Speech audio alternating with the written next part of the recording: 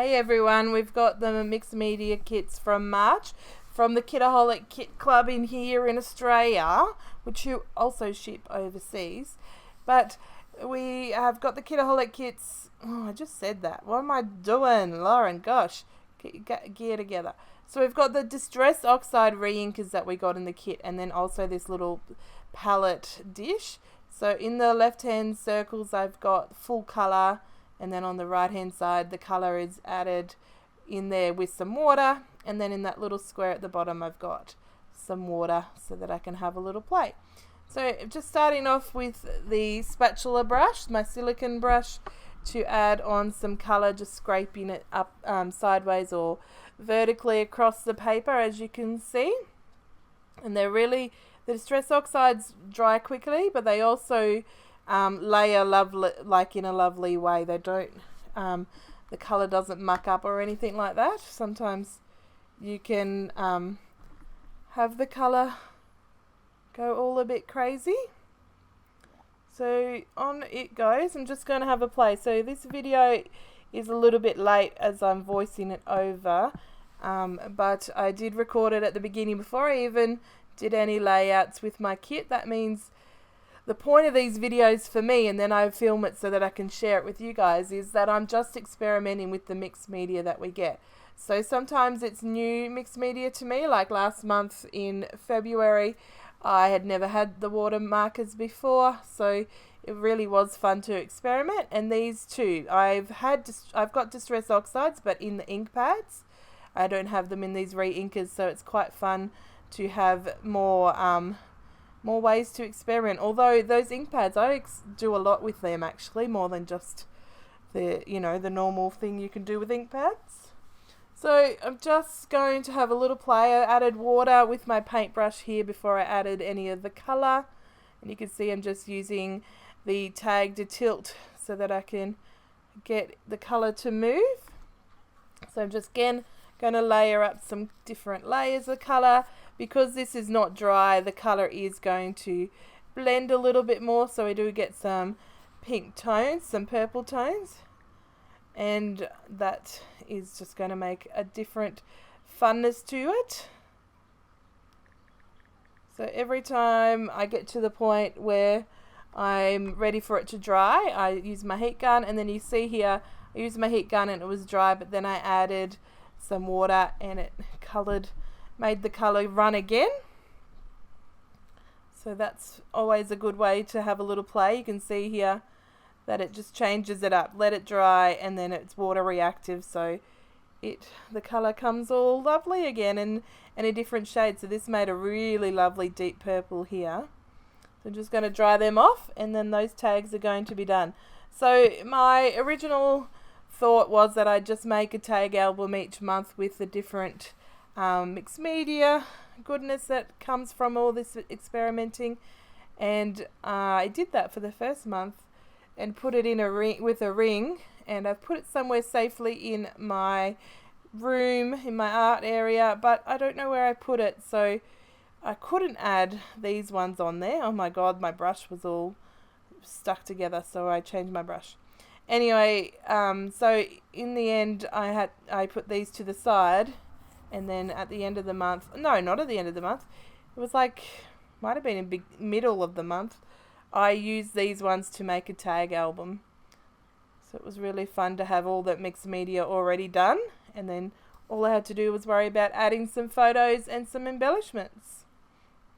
So you can see here, full on with the packaging technique, added on the right side most of the colour, and then on the left it's just a little bit of the sprinkles. But then I just added a touch more just in the middle there, just to get that colour on. I really love this tone. It's really nice, nice colour, that marigold. So just making sure I can use my packaging technique again. Use my packaging again. I cleaned it off with a baby wipe, and I'm just letting the colour move while it's a bit wet so that I can dry it and have it sit where I want. The beauty of using your heat gun is that you can push the colour as well. So you can see here I picked it up so I can tilt it, but also you can use the force of the air coming out of the heat gun to make the colour move. So then if you've got some more colour in one area more than another, it then comes darker and then other areas are lighter.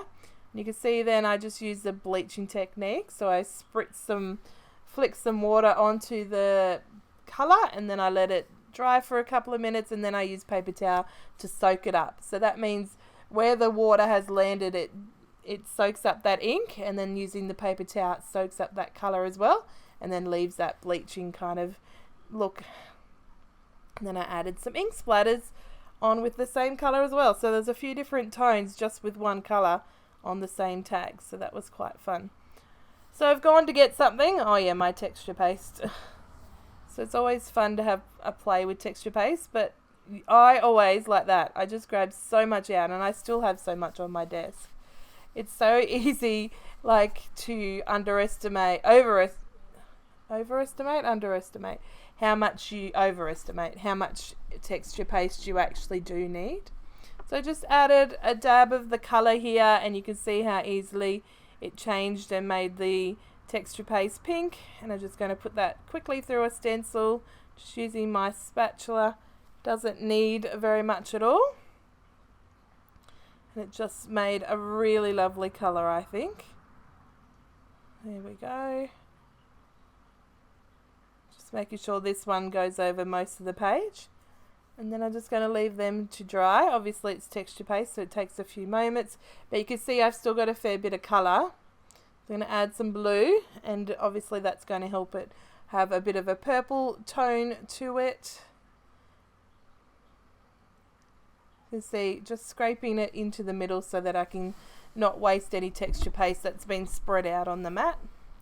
Added a little bit more pink to it just so that it could be a nice tone. And on we go. I'm going to use the circle stencil this time. This one's from Vicky Boudin. And just having a little play. You can see it's just a nice little, it's like purple with a really light greyness to it. Like, not in a bad way. That makes it sound terrible. And then I'm just going to smudge this one on here. So just using my spatula to adhere the texture paste. Very easily done. And then I'm just using the marking tools to add some texture to it as well. Just dotting through so that it gives some dents and some, just different texture. It's like the opposite of a stencil, really. It's going in the opposite of embossing. And then I'm just using my marking tool here, a different one, a thicker one, to add some swirls. So it's just going to be subtle. It's not anything too wild. But I just like having a play sometimes. And that's really, literally what the point of this is. So what I've been doing each month is unboxing my kit, doing a monthly prep video where I do my printables and cut files and have that all ready. And then I'm doing experimenting with my mixed media like this with filming, but also so that I can share, but also so that I know myself how they all work and how the mixed media has fun, how I can have fun with it. Oh my gosh, I can't talk. So just using it like paint through a stencil, that was quite easy and fun to do. Obviously the bigger the stencil, probably the better that's going to work, because it is still liquid. It is more fluid than normal paint, so it's not going to work as well through a thin stencil where the colour is going to probably go under the edge of the stencil. So I'm going to get my water brush here, just filling it up with some water, and then I'm going to just put some water through it there so that I can get some water onto the page. Oh, I'm doing some circles, some dots. Some just little blobs, circles of water. And then I'm going to use a paintbrush, just mixing that colour up, because it does separate a little when you leave it to sit. So just using that to dub some colour into each of those water dots. And you can see, it might be a little bit tricky, hopefully you can see how it just, you touch the colour into the middle and it just spreads the colour to the edge of the circle of the water. So just some ink splatters just so that it looks a bit more random, not so neat. On it goes. Then I'm going to move to the next one. So pulling out a stencil again, a Vicky Buden stencil. I wanted something with a little bit of not too much like detail to it. So I'm just adding the colour straight to the edge of the stamp. It doesn't work so well that way, but once you bring off some of the colour. So I then changed my mind and put some of the colour onto the mat, add some water, and that way I can spread it through, stamp it off, and then stamp onto my page. That way it just makes the shape of the stamp have more integrity that way. So I'm just going to do the bottom half of this stamp this tag with the stamp, and this one I'm going to fill up and overlap and just give that rustic look. It looks really nice actually. So you could do that with any of your most of your mixed media. Put a bit on your mat and then use your stamp to stamp it onto some paper. Just gonna quickly tidy all that up, make sure that I have it ready to go. I don't know why I didn't cut that bit out, because I've cut a lot of other stuff out, so I'm not sure why I left that cleaning in there. Sorry about that. 2 more new tags, and I'm just going to use Stays On ink this time and the same stamp to add some some detail to the tag, and then I'm going to have a play with the mixed media, the Distress Oxides over top. This stamp is really fun actually. You can have it just with a little bit of the circles all spread out, or you could go crazy and overlap them and have it look totally different like this, where I went over and over again, so there's a few different layers of the circles, and I haven't lined them up so they're overlapping each other in a million different ways. So on that goes. And then we're going to have a little play, just make sure my Stays On is packed away, and I'm not going to lose that stamp on pack it away as well. And I'm just going to use the colour here. So I grab out another brush and I'm just going to brush it straight on. I used the water down so that I could, so that it was lighter to see through to the stamped edges. And I just wanted a little bit darker at the bottom and less dark up the top with the colour. And then I'm going to do the same here, but I'm going to go sideways, horizontally. Again, really dark down the bottom and then blending it through to the top. So using some of the water to do that. And then I'm just going to dry it off. I did realise I couldn't see much of the stamp, so I pulled that off with a baby wipe. Could use paper towel, baby wipe, and then I'm just going to do the bleaching technique just to add a little bit extra on there. The bleaching technique makes it just something, gives it some depth and some texture to the look of it without really doing anything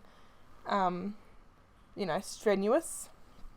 So on with the paper towel to lift up the colour, and you can see there's some good big splodges, which was really fun. So on it goes to the side to get dried. I'm just going to clean that up and get ready with some new tags. And then what else have I thought of doing? So it looks like I picked up my acrylic block again, and I'm adding some of the full colour. Adding some water. Spreading it out by jiggling the acrylic stamp. And then there was a little bit too much, I didn't want to flick it over, so I put the tag on top and then I flicked it over once some of the colour had gone. So on it goes. It's just a bit more, this is a bit more structured than the packaging technique using the acrylic block, because it's stuck in one little area and the acrylic block is hard. It doesn't go, it's not as flexible in where you move the pack like what you do when you use the packaging.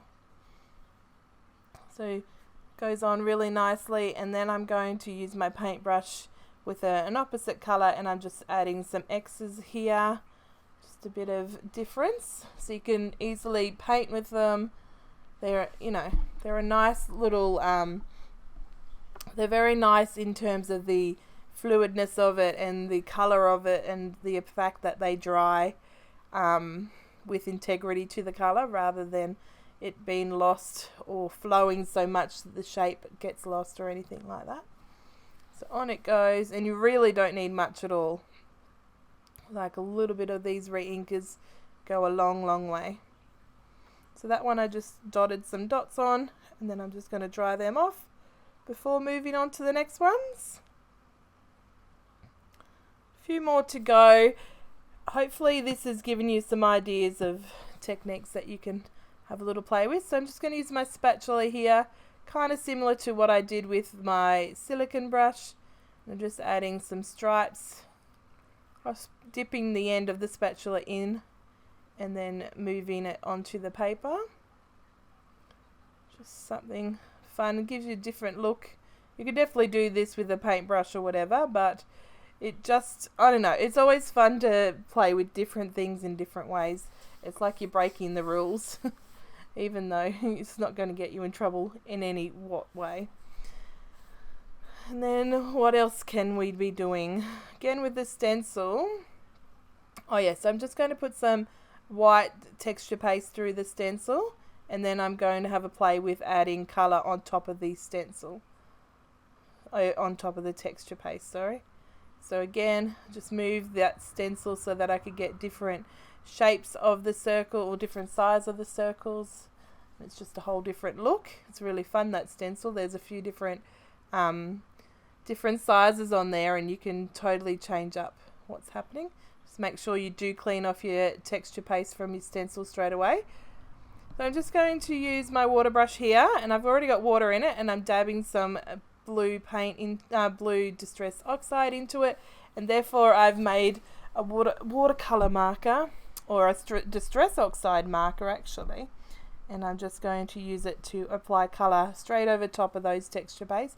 I haven't let the texture paste dry, so I'm being very careful to not squish it or dent the shape of the texture paste, because it is wet and flexible.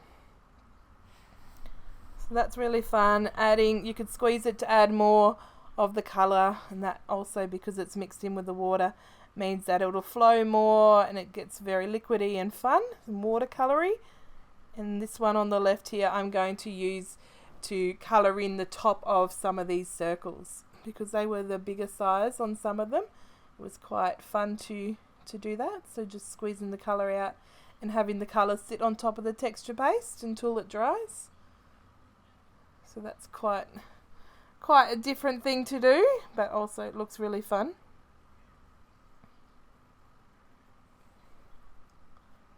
So hopefully you guys have had fun with this mixed media kit this month, because they are something quite new in terms of the being in the bottle for the Reinkers. They're new to me. I'd seen them, but I never realised how fun they could be. More fun than even the ink pads of the Distress Oxide. So that's quite a good thing with getting the kits, is that you can have a play. Now these are my last two tags, so I decided I would tip out the colour, and I'll have a see with what I could do. So I've tipped it all down. I'm going to let it dry a bit. Well, not let it dry, but I'm drying it with a heat gun, and that's the end of it. But I'm going to bring them all in so you can see all these different tags that I've made, and you'll if you check out the video where I've used these tags to make an album, you'll be able to see how fun it was to add some of those small photos and some embellishments from the kit, and how big my tag album got, and how fun, and it's just really good.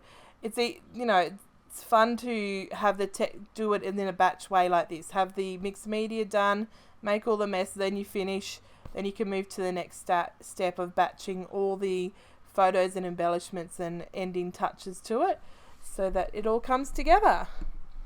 So hopefully you've enjoyed this video and you've got some ideas of some different things that you can use, and hopefully you are creating your little backside off. Have a good day, everyone. Bye.